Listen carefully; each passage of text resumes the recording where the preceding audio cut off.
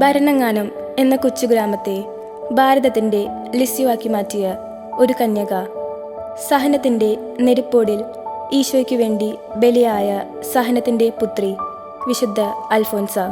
കന്യാസ്ത്രീ മഠത്തിൻ്റെ 4 ചുമരിനുള്ളിൽ ഒതുങ്ങി നിന്ന് അവൾ ഇന്ന് ലോകം മുഴുവൻ ഈശോയുടെ പരിമളം പരത്തുന്ന നറുകുസുമമാണ്. ആ പുണ്യജന്മത്തിലൂടെ ഒരു യാത്ര, സ്നേഹബലി. മോളെ സോഫി, ബൈബിള് വായിച്ചിട്ട് പഠിക്കാനിരിക്കെ. ഓക്കെ വല്യമ്മച്ചി. ഗോതമ്പുമണി നിലത്ത് വീണ് അഴിയുന്നില്ലെങ്കിൽ അത് അതേപടിയിരിക്കും, അഴിയുന്നെങ്കിലോ അത് വളരെ ഫലം പുറപ്പെടുവിക്കും. Hi Stephen. ആൽഫി, നാളെ എന്താ പരിപാടി? നാളെ കോളേജിൽ പോകണം. നാളെ നമുക്കൊന്ന് കറങ്ങാൻ പോയാലോ? അത് വേണോ? ഓ, നോ പ്രോബ്ലം ആൽഫി. ഞാൻ ഡീലക്സ് ഹോട്ടലിൽ റൂം ബുക്ക് ചെയ്യാം.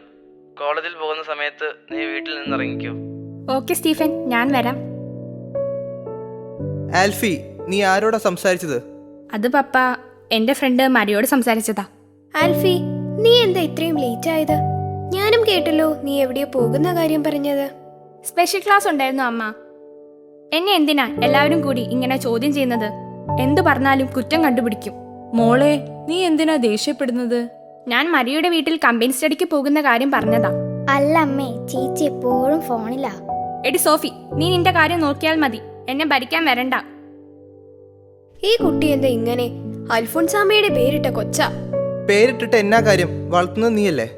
മതി മതി, ഇനി ഇതിന്റെ പേരിൽ നിങ്ങളും കൂടെ വഴക്കുണ്ടാക്കണ്ട. ഞാനൊന്ന് പോയി കിടക്കട്ടെ.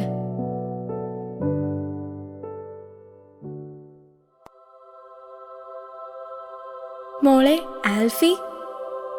നിങ്ങൾ ആരാ? ഞാൻ അൽഫോൻസയാണ്. അൽഫോൻസായോ? നിങ്ങൾ എവിടുന്നാ? ഞാൻ വിശുദ്ധ അൽഫോൻസയാണ്. ഞാൻ ആൽഫിയെ കാണാൻ വന്നതാ. മോൾ ഇങ്ങോട്ട് വന്നേ, ചോദിക്കട്ടെ. മോൾ എന്താ ഒന്നും പഠിക്കാതെ ഇങ്ങനെ ചുറ്റിക്കറങ്ങി സമയം കളയുന്നത്? ഓ, പഠിക്കാൻ ഭയങ്കര ബോറടിയാ. അനുസരണക്കേട് കാണിച്ചാൽ ഈശോയ്ക്ക് സങ്കടം വരും. ഓ, ഈശോയ്ക്ക് സങ്കടം വരാനോ? അത് നല്ല കാര്യം.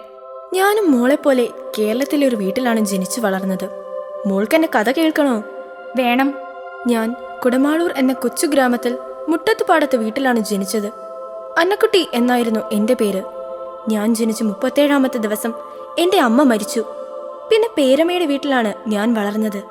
എന്നെ കാണാൻ എൻ്റെ അപ്പച്ചൻ ഇടയ്ക്കിടെ ഓടി വരുമായിരുന്നു. അന്നക്കുട്ടി, എന്റെ കുഞ്ഞുങ്ങ് വന്നേ. എന്റെ അന്നക്കുട്ടി സുന്ദരിയാ. ഉമ്മ, എന്റെ പൊന്നുംകുടത്തിനെ ഞാൻ രാജകുമാരിയെ പോലെ വളർത്തും. എന്നിട്ടൊരു രാജകുമാരനെ കെട്ടിച്ചു കൊടുക്കും. മോള് പോയി കളിച്ചോട്ടോ. ശരി പേരമ്മച്ചി. അന്നക്കുട്ടി, അന്നക്കുട്ടി. ആരാ? ഞാൻ കൊച്ചുത്രേസ്യാണ്. അന്നക്കുട്ടിയെ ഈശോയ്ക്ക് വലിയ ഇഷ്ടാ. അന്നക്കുട്ടി ഒരു കന്യാസ്ത്രീയായി ഈശോയുടെ മണവാട്ടിയായി ജീവിക്കണമെന്ന ഈശോയുടെ ആഗ്രഹം. അതിന് ഞാൻ എന്താണ് ചെയ്യേണ്ടത്? അന്നക്കുട്ടി ഈശോയെ മനസ്സിൽ സ്വീകരിക്കണം. ഈശോയുടെ ആഗ്രഹം നീ സാധിച്ചു കൊടുക്കില്ലേ? ഈശോയെ എനിക്ക് ഇഷ്ടാ. നല്ല കുട്ടി. അന്നക്കുട്ടി, മോളെന്തെങ്കിലും അനങ്ങാതെ നിൽക്കുന്നത്? വല്യമ്മച്ചി, കൊച്ചുത്രേസ്യ പുണ്യവതി ഇത്രയും നേരം ഇവിടെ ഉണ്ടായിരുന്നു. കൊച്ചു തെരേസ്യ പുണ്യവതിയോ? മോളിങ് വന്നേ, വല്യമ്മച്ചി ചോദിക്കട്ടെ. എന്നിട്ട് മോളോട് എന്തു പറഞ്ഞു? ഒരു കന്യാസ്ത്രീ ആവണമെന്നും ഈശോയെ മനസ്സിൽ സ്വീകരിക്കണമെന്നും പറഞ്ഞു. എന്റെ മോളൊരു പുണ്യവതിയാകണം. എന്റെ ഈശോയെ, എന്റെ കുഞ്ഞിനെ അനുഗ്രഹിക്കണമേ. എന്താ വല്യമ്മച്ചി മോളും കൂടി ഒരു വർത്തമാനം? അന്നമ്മേ, നീ ചിലപ്പോ വിശ്വസിക്കത്തില്ല. നമ്മുടെ അന്നക്കുട്ടിക്ക് കൊച്ചു തെരേസ്യ പുണ്യവതി പ്രത്യക്ഷപ്പെട്ടു. കൊച്ചു ത്രേസ്യ പുണ്യവതിയോ? അത് കൊള്ളാം. എന്നിട്ട് എന്തു പറഞ്ഞു? നമ്മുടെ അന്നക്കുട്ടിയോട് ഒരു കന്യാസ്ത്രീ ആവണമെന്ന് പറഞ്ഞു. അതായിരിക്കാം ദൈവഹിതം. എന്റെ വല്യമ്മച്ചി, കൊച്ചു പിള്ളേർ എന്തെങ്കിലുമൊക്കെ കണ്ടെന്ന് പറഞ്ഞ ഉടനെ അതങ്ങ് വിശ്വസിക്കുവാണോ? കൊച്ചു ത്രേസ്യ പുണ്യവതി പ്രത്യക്ഷപ്പെട്ടു പോലും. അന്നക്കുട്ടി വാ, പേരമ്മച്ചി ചോറ് തരാം. ഒരു വല്യമ്മച്ചി മോളും. പതിയെ പതിയെ ഞാൻ ഈശോയെ സ്നേഹിക്കാൻ തുടങ്ങി. അത് വളർന്ന് വിട്ടുപിരിയാൻ വയ്യാത്ത സ്നേഹമായി. എനിക്കും ഈശോയുടെ മണവാട്ടിയാവണം, കൊച്ചു തെരേസ്യയെ പോലെ. അത് മാത്രമായി എൻ്റെ ആഗ്രഹം. അതിനായി ഞാൻ മുട്ടിപ്പായി പ്രാർത്ഥിക്കാൻ തുടങ്ങി.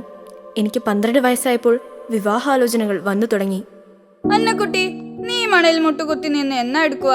നീ എന്തിനാ ഇങ്ങനെയൊക്കെ പ്രാർത്ഥിക്കുന്നത്? ഒന്നുകിൽ ഉപവാസം അല്ലെങ്കിൽ നോയമ്പ്. നിനക്കിവിടെ എന്തിന്റെ കുറവാ?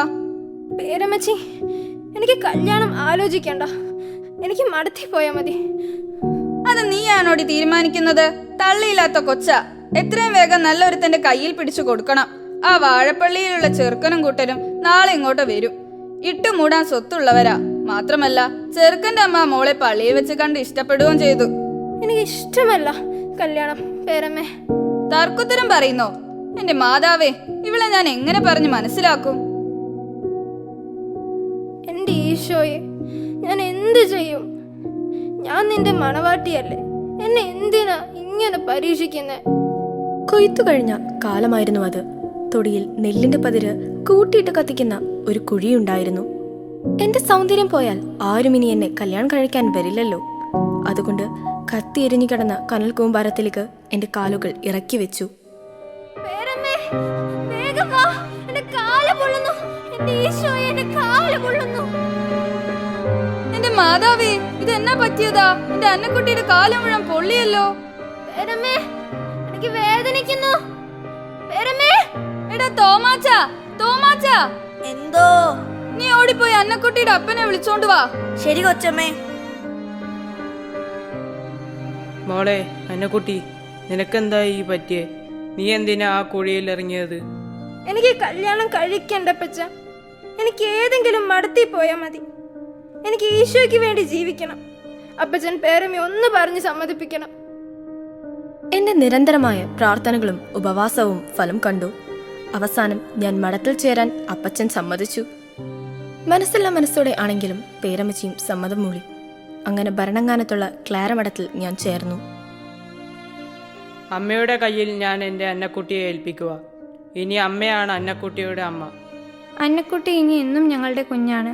അവളെ ഓർത്ത് വിഷമിക്കേണ്ട. ഞങ്ങൾ അവളെ നല്ലതുപോലെ നോക്കിക്കൊള്ളാം. മോളെ അന്നക്കുട്ടി, അപ്പച്ചൻ പോവാ കേട്ടോ. അപ്പച്ച. അൽഫോൻസാമ്മ വിശുദ്ധയായത് വലിയ കാര്യങ്ങളൊക്കെ ചെയ്തിട്ടല്ലേ? കൊച്ചു കൊച്ചു ത്യാഗങ്ങളിലൂടെയാണ് ഞാൻ ഈശോയെ സ്നേഹിച്ചത്. മഠത്തിൽ ചേർന്നതിന് ശേഷം മിക്കപ്പോഴും രോഗിയായിരുന്നത് കൊണ്ട് ഞാൻ ഒറ്റയ്ക്കായിരുന്നു. മറ്റുള്ള സിസ്റ്റേഴ്സിന്റെ തുണികളൊക്കെ അവർ അറിയാതെ ഞാൻ കഴുകി വൃത്തിയാക്കി മുറിയിൽ കൊണ്ടു വെക്കുമായിരുന്നു. മഠത്തിന്റെ വരാന്തയിൽ കിടക്കുന്ന ചെറിയ മെഴുകുതിരികൾ ഞാൻ സൂക്ഷിച്ചു വെക്കും. ഏതെങ്കിലും മുറിയിൽ വെളിച്ചമില്ലെന്ന് കണ്ടാൽ ഞാൻ അവർക്ക് മെഴുകുതിരികൾ കൊണ്ടുപോയി കൊടുക്കും. അധികാരികൾ പറഞ്ഞിരുന്നതെന്തും സന്തോഷത്തോടെ അനുസരിക്കാൻ എനിക്ക് മടിയില്ലായിരുന്നു. ആൽഫി, നല്ല കുട്ടിയായി ഈശോയെ സ്നേഹിക്കണം. അമ്മ, എനിക്ക് നീ ഫോൺ വേണ്ട കേട്ടോ. ഈ ചേച്ചിക്ക് ഇതെന്ത് പറ്റി? ഞാൻ ഇന്നലെ സ്വപ്നത്തിൽ അൽഫോൻസാമ്മയെ കണ്ടു. പുണ്യവതിയെ കണ്ടെന്നോ? അതെ അമ്മച്ചി, ഞാൻ കണ്ടു. എന്നോട് ഒത്തിരി സംസാരിച്ചു. നന്നായി പഠിക്കണമെന്നും ഈശോയുടെ കുഞ്ഞായി വളരണമെന്നും പറഞ്ഞു.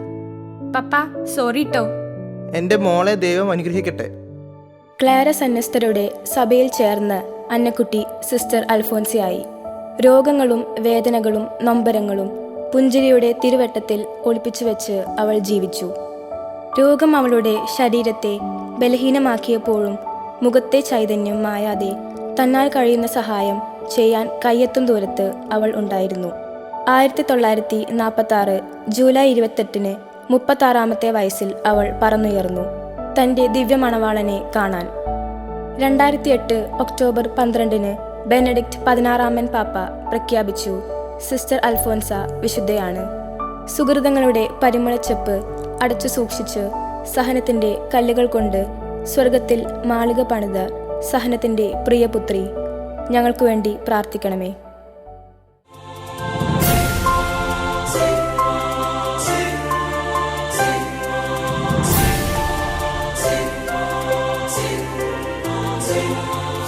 മാ